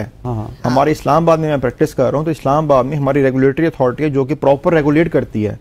हमारा पहले तो ये होता है कि पीएमडी से लाइसेंस इशू करते हैं, then we are in a position या हम एलिजिबल होते हैं कि हम पाकिस्तान में प्रैक्टिस कर सकते हैं। उसके बाद यह कि हमारी रेगुलेटरी अथॉरिटी हमारे क्लिनिक को रजिस्टर्ड करती हैं, तब जाके हम प्रैक्टिस कर सकते हैं। और वो रजिस्ट्रेशन के लिए पूरा एक लंबा प्रोसेस है, वो पूरे प्रोटोकॉल चेक करते हैं कि सफाई इस तरह से होनी चाहिए, जो वेस्ट डिस्पोजल है वो इस तरह से होना चाहिए, डॉक्टर आपका प्रॉपर क्वालिफाइड होना चाहिए। वो सारी चीजें चेक करके फिर हमें लाइसेंस इशू करते हैं अपना प्रैक्टिस करने का। लेकिन फिर ये जो हर दूसरे कोने में आपको लेजर होता नजर आ रहा होता है, हर दूसरा बंदा जो कि हो सकता है शायद कोई गायनेकोलॉजिस्ट हो और उसने थोड़ी बहुत ट्रेनिंग ली है, तो इसके लिए क्या करते हैं? इसका जवाब लेंगे। आमना हमारे साथ मौजूद है। जी आमना, पूछिएगा, क्या सवाल है आपका डॉक्टर साहब से? अस्सलाम वालेकुम डॉक्टर साहब। वालेकुम सलाम जी। डॉक्टर साहब, मेरे चिक्स पे बहुत बाल हैं हार्मोन्स की कमी की वजह से, तो उसका कोई सोल्यूशन? उसका सोल्यूशन मैंने अभी आपको बताया कि उसका सोल्यूशन लेजर ही है और हमारे पास कोई ऑप्शन नहीं है। और जो हार्मोनल इम्बैलेंस है उसका भी इलाज करवाएं और साथ लेजर भी कराएं, तो ही इसका यही इलाज है इसका। हाँ, इनको शायद आइडेंटिफाई करने की जरूरत पड़ेगी कि इनको कौन से हार्मोन की अगर फॉर एग्जांपल कोई ज्यादती है या हार्मोनल जो भी इम्बैलेंस है। मोस्टली जो है ना 90-95% लोगों में ना हार्मोनल इशू जो होता है ना। जी आमना, आप कुछ और पूछना चाहती हैं तो प्लीज आप पूछ सकती हैं।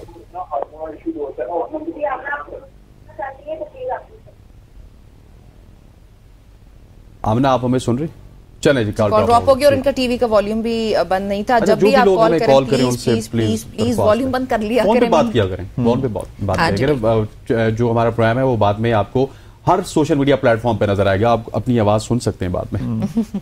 अच्छा, इसमें मैं आपको बता रहा था कि जो हार्मोनल इश्यूज होते हैं वो मेनली इशू होता है पीसीओएस का, पॉलीसिस्टिक ओवेरियन डिजीज। उसमें प्रॉब्लम क्या होता है कि हार्मोनल इम्बैलेंस होने की वजह से ना वो जो बॉडी में डिफरेंट चेंजेस आती हैं कि वेट गेन हो जाता है, हेयर फॉल स्टार्ट हो जाता है, फेशियल हेयर ग्रोथ बढ़ जाती है।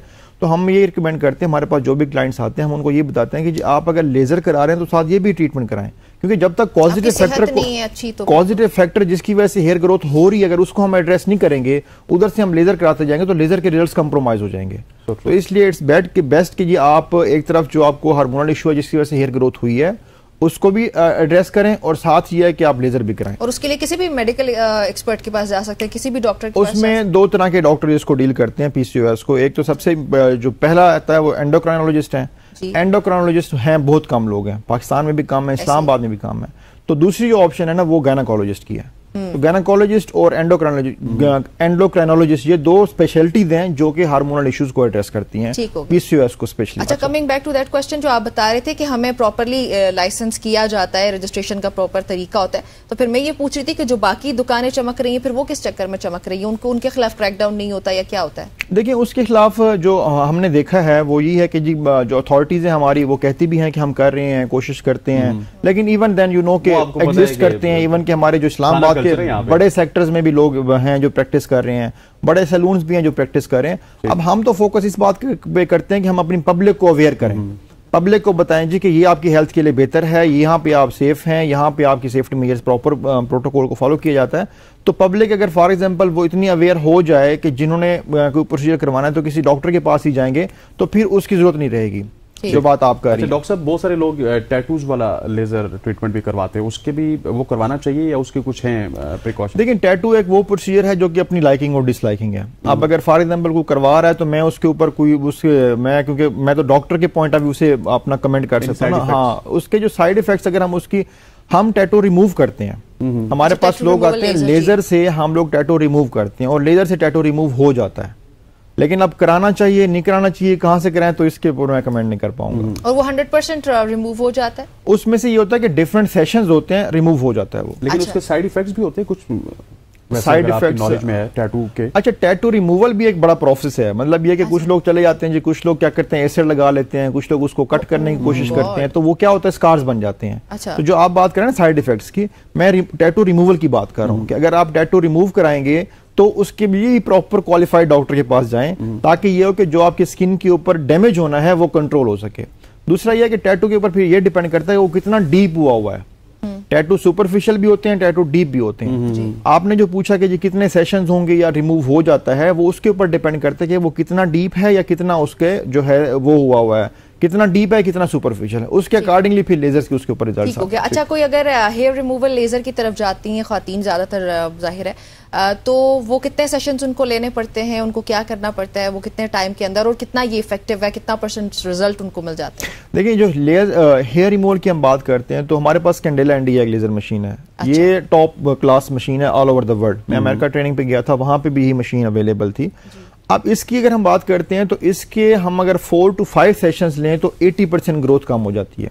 अच्छा। एट टाइम 100% भी हो जाती है, लेकिन फॉर सेफ साइड हम 80% इसलिए बताते हैं अपने क्लाइंट्स को कि 80% तो होती ही होती है, ताकि अगर 100% हो जाएगी तो शी विल बी हैप्पी, और अगर 100% फॉर एग्जांपल हम बता दें और 80% हो तो she will be angry with us. ठीक है, तो इसलिए हम उसको बताते हैं। और 80% अगर ग्रोथ कम हो जाए तो फिर उसके बाद आपको फील नहीं होता कि आपके फेस के ऊपर या जिस इसका मतलब ये हुआ कि फर्स्ट करें किसी के अगर कुछ हार्मोन बेस्ड होता है सारा कुछ जाहिर है, तो किसी के 1 हफ्ते के बाद अगर बाल वापस निकल आते हैं तो वो लेजर के सेशंस लेने के बाद वो 1 हफ्ते का टाइम 6 महीने के ड्यूरेशन में बदल जाएगा या साल के ड्यूरेशन में, ऐसा ही है? ज्यादा हो जाएगा, इससे भी ज्यादा हो जाएगा, इससे भी ज्यादा अगर उनके सेशंस कंप्लीट हो जाते हैं तो। उसके अगर सेशन उनके कंप्लीट हो जाते हैं तो उसके बाद इसके जो ड्यूरेशन है इससे ही बढ़ जाएगा, विद द कंडीशन कि अगर उन्होंने वो इशू भी एड्रेस किया है। हाँ, देखिए, अगर हमने अगर लेजर से फॉर एग्जांपल 80% रिजल्ट लेने हैं और उसका जो पॉजिटिव फैक्टर है वो हार्मोनल इम्बैलेंस है वो भी साथ साथ चल रहा है, तो रिजल्ट्स कंप्रोमाइज हो जाएंगे। तो इसलिए जो फॉर एग्जांपल कि जिस चीज की वजह से हेयर ग्रोथ हो रही है उसको भी ठीक करना जरूरी है। एक चीज और इंपॉर्टेंट कि अगर हार्मोनल इशू की वजह से हेयर ग्रोथ हुई थी फेस के ऊपर और हार्मोनल इशू ठीक हो गया हुआ है तो भी आपके हेयर खत्म नहीं होंगे, फिर भी आपको लेजर कराना होगा। मतलब लेजर को फिर आप हेयर को अपने अलग से एड्रेस करना है उसको ठीक करने के लिए, और उस इशू को अलग से एड्रेस करना। अच्छा, मेरी कुछ बेसिक अंडरस्टैंडिंग के मुताबिक ये होता है कि जब आप पहला लेजर का सेशन वगैरह कराते हैं तो उसके बाद आपकी हेयर ग्रोथ एकदम से नीचे आ जाती है, आप वाज़े तौर पे रिजल्ट देख सकते हैं। तो अक्सर ख्वातीन को मैंने नोट किया कि वो ये गलती कर देती हैं कि जब दोबारा सेशन लेने का टाइम आता है तो वो टाइम मिस कर देते हैं, ये सोच के कि भाई मेरा तो एक ही से ही काम हो गया। तो वो उनको अगर आप गाइड करना चाहें कि ये बेवकूफी। बिल्कुल अच्छा सवाल किया आपने। उसमें होता क्या है कि जिस तरह आपने कहा जी एक सेशन कराया तो पहले अगर हेयर ग्रोथ जो थी वो महीने बाद हो रही थी तो फिर वो 1.5 महीने पे चलेगी, 2 महीने पे चलेगी। होता क्या है कि फिर वो उनके सेशन चलते ही रहते हैं। हाँ। अगर दूसरा सेशन कराएंगे 2 महीने बाद तो वो फिर 2.5 महीने पे चली जाएगी। अच्छा, ये 1 महीने का टाइम है कि 1 महीने के बाद आप 4 सेशंस करा लें तो आपकी हेयर ग्रोथ इतना कम हो जाता है कि फिर आपको जरूरत नहीं पड़ती। ठीक, बजाय इसके कि आप 1 महीने बाद आपने कराया, उसके बाद आपने 1.5 महीने बाद कराया, फिर आपने 2 महीने बाद कराया। अच्छा, तो कीप ऑन इसको लिंगर करने की बजाय बेहतर है कि आप सेशंस कंप्लीट करें। ठीक हो गया। फरियाल हमारे साथ मौजूद है लाहौर से। जी फरियाल, सवाल पूछिएगा।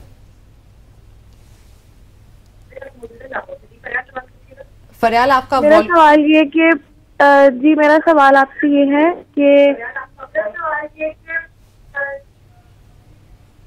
टीवी बंद करके प्लीज हमसे बात करें फरियाल। जी, वो मेरा सवाल आपसे ये है कि ये लेजर ट्रीटमेंट क्या हर स्किन के लिए अवेलेबल होता है? हर स्किन टाइप सेंसिटिव जी, हर स्किन टाइप के लिए, क्योंकि कुछ सेंसिटिव स्किन भी होती है मोस्ट। तो जी आपका पॉइंट आ गया फरियाल। हर जी बिल्कुल फरियाल, आपने अच्छा सवाल किया। इसमें होता यूं है कि जो लेजर की मैंने तो लेजर है वो बिल्कुल हर स्किन के लिए अवेलेबल होता है। अभी हम बात कर रहे थे कि लेजर जब आप कराएंगे डॉक्टर से, तो डॉक्टर आपकी स्किन टाइप दे के और हेयर ग्रोथ दे के, हेयर की थिकनेस दे के, हेयर का कलर दे के डिसाइड करेंगे कि एनर्जी लेवल क्या रखना है। तो इसलिए आप फिक्र ना करें कि अगर आपकी स्किन सेंसिटिव भी है, इवन देन आप लेजर करा सकते हैं। लेकिन अगेन मैं फिर वही कहूंगा कि किसी क्वालिफाइड डॉक्टर से कराएं, और उससे कराने से फायदा ये होगा कि आपको उसके रिजल्ट्स बहुत अच्छे मिलेंगे। ठीक। अच्छा डॉक्टर साहब, आप हमने बहुत ज्यादा खवातीन की बात की, लेकिन आजकल मर्द हजरात भी इस तरफ जा रहे हैं। कोई बियर्ड को ऊपर वाली साइड से फिर नीचे से, उस लेजर ट्रीटमेंट को क्या कहते हैं और वो कितनी ज्यादा इफेक्टिव है? देखिए लेजर का जो मैकेनिज्म ऑफ एक्शन है वो खातून हो, लड़की हो, मर्द हो, सबके लिए सेम है, क्योंकि लेजर ने ये नहीं देखना कि आगे जेंडर क्या है। इक्वालिटी पे चल रहा है वो। लेकिन लेजर बहुत अच्छा इक्वालिटी पे चल रहा है। हाँ बिल्कुल ऐसा ही है, बिल्कुल आप ठीक कह रहे हैं, रुझान बिल्कुल बढ़ रहा है। उसमें होता यूं है कि जो मेल होते हैं वो अपनी बियर्ड लाइन के लिए कराते हैं, और ये ट्रेंड चल रहे होते हैं, मतलब ये एज पर फैशन जा रहे होते हैं लोग कि जी उन्होंने अपनी बियर्ड लाइन यहाँ से ऊपर कराने के लिए वो लेजर करा लेते हैं। उसमें होता क्या है कि जो रिजल्ट्स हैं लेजर के वो सेम वैसे आते हैं जैसे खवातीन में आते हैं। जेंडर डिस्क्रिमिनेशन नहीं है। लेकिन ये इसमें कितने सेशंस जरूरी हैं? 4 सेशंस। 4 सेशन। हाँ 4 session, same protocol, same duration के 1 महीने बाद 4 सेशंस कराएं तो हेयर ग्रोथ बहुत कम हो जाएगी। अच्छा, लेजर के कुछ बेसिक साइड इफेक्ट्स तो हैं, जैसे कि एक्नी आपको if you do not take care, तो नाज़रीन को बताएंगे क्या ऐसी गलतियां आप कर सकते हैं लेजर करवाने के बाद जिनकी वजह से आपको फिर साइड इफेक्ट्स का सामना करना पड़ेगा और फिर वापस आके आप क्लिनिक पे शोर डाल देते हैं। उसमें जो मेरी तरफ से तो ये मैसेज होगा ऑडियंस के लिए, वो ये है कि लेजर इज क्वाइट सेफ, इससे कैंसर नहीं होता, इससे कुछ ऐसा नहीं होता जो हमारी सोसाइटी में मिथ्स अवेलेबल है। तो बस इसका तरीका ये है कि आप किसी क्वालिफाइड डॉक्टर से कराएं, और अगर इसका कोई साइड इफेक्ट आता भी है, सपोज की एनर्जी लेवल हाई है और बर्निंग हो जाती है, कुछ ऐसा हो जाता है, तो वो विद इन अ डे और 2 सेटल हो जाएगा। ठीक हो। चलिए जी, बहुत शुक्रिया मुबश्शिर साहब हमें ज्वाइन करने के लिए। नाज़रीन ये थी हमारी आज की सुबह की सोच। आपसे इंशाल्लाह ताला कल मुलाकात होती है। आप सबने अपना और अपनों का बहुत सारा ख्याल रखना है। इजाजत दीजिए, अल्लाह हाफिज।